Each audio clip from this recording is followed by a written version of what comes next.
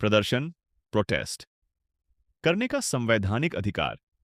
भारत में नागरिकों का अधिकार। भारत एक लोकतांत्रिक देश है जहां प्रत्येक नागरिक को अपनी बात शांतिपूर्ण तरीके से रखने और सरकार की नीतियों के विरोध में प्रदर्शन, प्रोटेस्ट करने का अधिकार प्राप्त है। यह अधिकार भारतीय संविधान के अनुच्छेद 19(1) एन ए और अनुच्छेद 19(1) बी से मिलता है। अनुच्छेद 19(1) ए प्रत्येक नागरिक को विचार एवं अभिव्यक्ति की स्वतंत्रता, freedom of speech and expression प्रदान करता है। वहीं अनुच्छेद 19(1) बी नागरिकों को शांतिपूर्ण और बिना हथियार के एकत्र होने, राइट टू पीसफुल असेंबली का अधिकार देता है। इन्हीं अधिकारों के आधार पर लोग धरना, रैली और शांतिपूर्ण प्रदर्शन कर सकते हैं। हालांकि यह अधिकार पूर्ण एब्सोल्यूट नहीं है।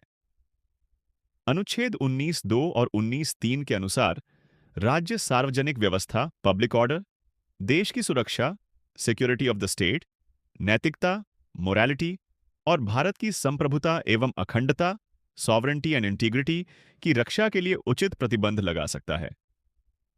भारत के सुप्रीम कोर्ट ने भी कई महत्वपूर्ण निर्णयों में स्पष्ट किया है कि शांतिपूर्ण विरोध लोकतंत्र का आवश्यक हिस्सा है।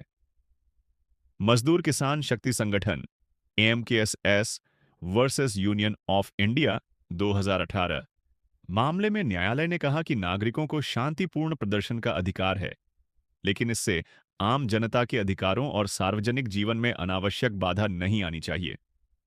इसके अलावा Shaheen Bagh case Amit Sahni versus commissioner of police 2020 में सुप्रीम कोर्ट ने कहा कि सार्वजनिक सड़कों को अनिश्चित काल तक रोककर प्रदर्शन करना उचित नहीं है।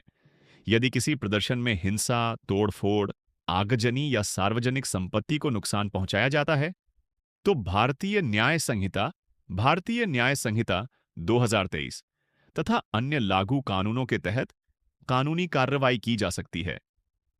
निष्कर्ष, भारत में शांतिपूर्ण प्रदर्शन करना प्रत्येक नागरिक का संवैधानिक अधिकार है, लेकिन यह अधिकार कानून और सार्वजनिक व्यवस्था की सीमाओं के भीतर ही प्रयोग किया जा सकता है। लोकतंत्र में विरोध का अधिकार उतना ही महत्वपूर्ण है जितना कि दूसरों के अधिकारों और कानून का सम्मान करना।